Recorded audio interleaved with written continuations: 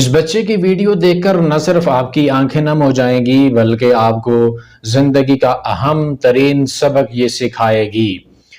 آپ پہلے اس ویڈیو کو دیکھ لیجئے اور اس بچے کو سن لیجئے کہ یہ بچہ آخر رو کیوں رہا ہے، اس کے رونے کی وجہ کیا ہے۔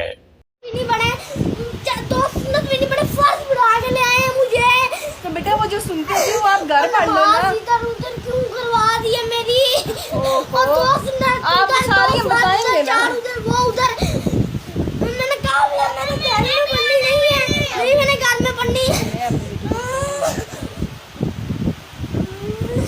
چلو اٹھو میرے ساتھ پڑھو نماز، اور باقی نماز گھر میں آگے پڑھ سکتے ہیں، مسجد میں گرمی تھی۔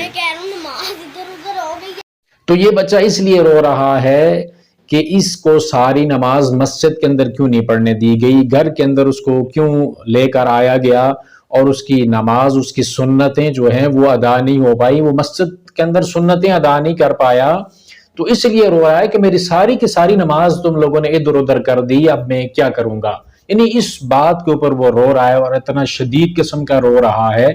کہ میری ساری نماز مجھے مکمل نہیں کرنے دی گئی، حالانکہ اس کو بتایا جا رہا ہے کہ آپ نے فرض مسجد کے اندر پڑھ لیے ہیں اور آپ کی جو سنتیں رہ گئی ہیں وہ آپ گھر کے اندر بھی ادا کر سکتے ہیں۔ تو نماز کی اتنی زیادہ محبت اور پھر مسجد کے اندر نماز پڑھنے کی محبت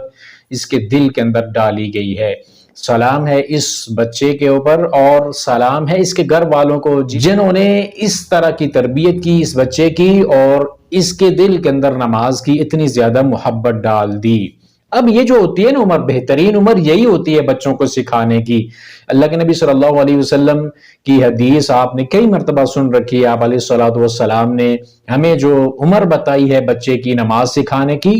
وہ 7 سال تک ہے۔ 7 سال سے کم عمر کا جب بچہ ہو تو آپ اس کو نماز سکھائیے، اپنے ساتھ کھڑا کیجئے، مسجد کی طرف لے کر جائیے اور اس کو بتائیے، نماز پڑھنے کا طریقہ بتائیے، نماز کا سبق اس کو سکھائیے، اور جب 10 سال کا ہو جائے اور پھر بھی نماز نہ پڑھے تو اس کو ہلکی پھلکی سزا دے کر اس کو نماز کے اوپر لگایا جائے تاکہ یہ نمازی بن جائے اور نماز پڑھنے والا بن جائے۔ اب اس کے اندر یہ جو سزا والی بات ہے نا کہ یہ کوئی زبردستی کی بات نہیں ہے، نماز زندگی کے اندر کوئی چوائس نہیں ہے کہ پڑھ لی تو بھی ٹھیک ہے اور نہ پڑھی تو تب بھی ٹھیک ہے، بلکہ یہ نماز جو ہے یہ زندگی کا ایک راز ہے اور پوری زندگی کا ایک ڈسپلن اس نماز کے اندر موجود ہے۔ اس لیے اللہ کے نبی صلی اللہ علیہ وسلم نے سزا کے بارے میں اس حدیث کے اندر حکم دیا ہے۔ اب آپ جو بھی دنیا کے اندر لوگ ہیں وہ جو بچوں کے اوپر کام کر رہے ہیں، بچوں کی ایجوکیشن کے حوالے سے، ان کی تربیت کے حوالے سے وہ کام کر رہے ہیں میدانوں کے اندر، تو آپ ان سے جب بھی سوال کیجئے تو آپ کو یہی بتائیں گے کہ بچے کو اگر آپ نے کچھ بھی سکھانا ہے تو آپ کو جو عمر بتائیں گے نا وہ 10 سال سے کم عمر بتائیں گے، کوئی 5 سال بتائے گا، کوئی 6-7 سال بتائے گا، کوئی 2 سے 3 سال بتائے گا، لیکن تمام جتنے بھی لوگ ہوں گے وہ آپ کو جو عمر بتائیں گے وہ 10 سال سے کم عمر ہی بتائیں گے۔ آپ کو دنیاوی حوالے سے بھی اور کوئی بھی چیز ان کو جب سکھانا ہے آپ نے تو وہ 10 سال سے کم عمر آپ کو بتائیں گے۔ تو اللہ کے نبی صلی اللہ علیہ وسلم کا یہ فرمان انسانی نفسیات کے بالکل عین مطابق ہے کہ آپ بچوں کو 10 سال کی عمر سے کم جو عرصہ ہے اس کے اندر آپ ان کو نماز سکھائیں، نماز کی محبت سکھائیں۔ اب سوال یہ پیدا ہوتا ہے کہ صرف نماز ہی کیوں، باقی جو معاملات ہیں وہ کیوں نہ سکھائے جائیں؟ تو نماز صرف یہ نہیں ہے کہ 5 مرتبہ ہم نے مسجد کے اندر گئے اور ہم نے نماز کا سبق پڑھ لیا، یہ سبق پڑھنے کی چیز نہیں ہے، نماز زندگی کا پورے کا پورا نظام سکھانے والی چیز ہے۔ یہ اللہ کی اطاعت اور فرما برداری بھی سکھاتی ہے، رب العالمین کی محبت دل کے اندر پیدا کرتی ہے، اس رب العالمین سے ہم کلام ہونے کا شوق دل کے اندر یہ نماز پیدا کرتی ہے۔ پھر یہ نماز طہارت، صفائی ستھرائی اور اس کے لیے جو عملی طریقہ ہے وہ نماز ہمارے سامنے پیش کرتی ہے کہ بچے کو نماز کے طرف جانے کے لیے پہلے طہارت کے تمام تر مراحل سے ہم نے گزارنا ہوتا ہے اور بچہ اس طرح سے اپنی جسمانی طہارت کا خیال رکھتا ہے، اور جسمانی طہارت کا خیال کر کے جب وہ نماز کے اندر شامل ہوتا ہے تو اس کی جو اندر ہے روح، اس کی طہارت اس کو حاصل ہوتی ہے، تو جسمانی اور روحانی طہارت دونوں اس نماز سے اس کو حاصل ہوتی ہیں۔ پھر نماز کے اندر جب وہ جاتا ہے تو پھر وہ صفوں کے اندر کھڑا ہوتا ہے، اور صفوں کے اندر کھڑا ہونے کی وجہ سے جو مساوات قائم ہوتی ہے، وہ سبق اس کے دل کے اندر آتا ہے کہ انسانیت ساری کی ساری برابر ہے، اللہ کے ہاں کسی کی رنگ، نسل، برادری، کنبے، قبیلے کی کوئی اہمیت نہیں ہے، بلکہ اللہ کے ہاں تقوی کی اہمیت ہے، عمل کی اہمیت ہے۔ پھر وہ اپنی جو پرسنالٹی ہے اس کو ڈیولپ کرتا ہے، کس کے ذریعے سے؟ اعمال کے ذریعے سے۔ پھر اس کے دل کے اندر سے غرور، تکبر ختم ہوتا ہے، انسانیت کا درد اس کے دل کے اندر پیدا ہوتا ہے، اور پھر لوگوں سے ملنا اور ان سے بات کرنا، ہم کلام ہونا، یہ چیز اس کو سکھاتی ہے کہ انسانیت کا احساس کرنا چاہیے، اپنے ارد گرد کے لوگوں کا احساس کرنا چاہیے، بیماروں کی بیمار پرسی کرنی چاہیے، جو لوگ کمزور ہیں معاشرے کے اندر ان کو اٹھانا چاہیے۔ نماز کے ساتھ ساتھ اس کو زکوٰۃ کا سبق ملتا ہے مسجد سے، کہ جو لوگ معاشرے کے اندر ہمارے بہت کمزور لوگ ہیں، جن کے پاس زندگی گزارنے کی آسائشیں موجود نہیں ہیں، ان کو کیسے اٹھانا ہے، ان کو اپنے ساتھ کیسے چلانا ہے۔ اور یہ تمام تر معاملات صرف ایک نماز سے آتے ہیں۔ نماز زندگی کے اندر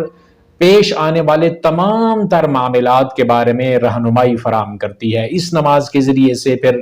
وہ اللہ کے نبی صلی اللہ علیہ وسلم کی پہچان حاصل کرتا ہے، اور پھر جب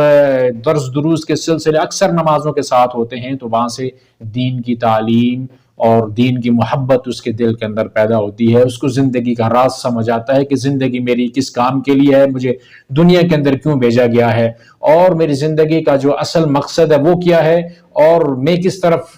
جانا چاہتا ہوں یا مجھے کس طرف جانا چاہیے، اور میں جو کر رہا ہوں اس کے اندر اگر کوئی غلطی ہے تو اس غلطی کا احساس ہوتا ہے اس کو۔ تو ایک نماز زندگی کے تمام تر معاملات کے ساتھ جڑی ہوئی ہے۔ 5 مرتبہ روزانہ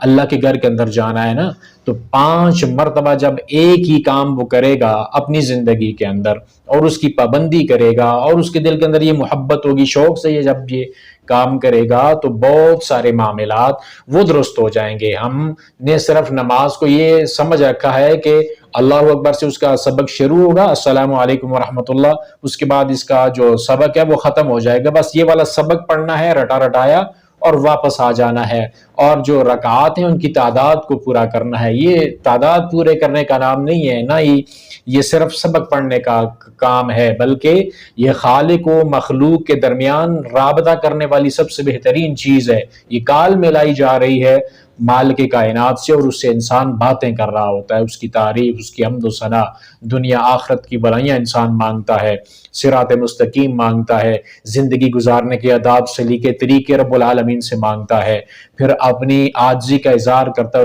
اللہ کے سامنے جھکتا ہے، پھر سجدے کے اندر جاتا ہے، اور اللہ رب العالمین کی حمد و ثنا کے ساتھ ساتھ رزق مانگتا ہے، دنیا کی فتنوں سے پناہ مانگتا ہے، موت کی فتنوں سے پناہ مانگتا ہے، قبر کی فتنوں سے، دجال کے فتنے سے، اور کتنی چیزیں اس نماز کے اندر موجود ہیں جن چیزوں سے انسان پناہ مانگتا ہے، کتنی ایسی بلائیاں اور خیر ہے جو انسان اس نماز کے اندر مانگتا ہے۔ دنیا جان کی تمام تر بلائیاں نماز میں مانگی جاتی ہیں، اور تمام تر برائیوں سے اسی نماز کے اندر پناہ مانگی جاتی ہے۔ اور پھر یہ جو نماز ہے یہ انسان کے دل کے سکون کا باعث بنتی ہے، اور گھروں کے اندر خیر و برکت کا باعث بنتی ہے۔ انسان کی زبان اور اس کا جو آنکھ ہے، ناک، کان، اور انسان کے جسم کے جو اعضاء ہیں ان کا صحیح اور درست استعمال کرنا یہ نماز سکھاتی ہے۔ اللہ تعالیٰ کی بغاوت سے دور کرنے والی چیز یہ نماز ہے، بے حیائی برائی کے کاموں سے بچانے والی یہ نماز ہے، اور بہت سارے معاملات کو درست سمت کی طرف لے جانے والی جو چیز ہے وہ نماز ہے۔ ہماری نمازیں میں فائدہ اسی لیے نہیں دے رہی کہ ہم ان کو رسمی طور پر صرف تعداد پورا کرنے کے لیے پڑھتے ہیں، یا تو پڑھتے ہی نہیں ہے، بالکل اکثریت تو پڑھتی ہی نہیں ہے، لیکن جو پڑھتے ہیں ان میں سے بھی اکثریت ایسی ہے جو صرف تعداد پوری کرتی ہے، نماز کے ساتھ جڑے جتنے بھی فائدے ہیں ان فوائد کو حاصل کرنے کی کوشش ہی نہیں کی جاتی۔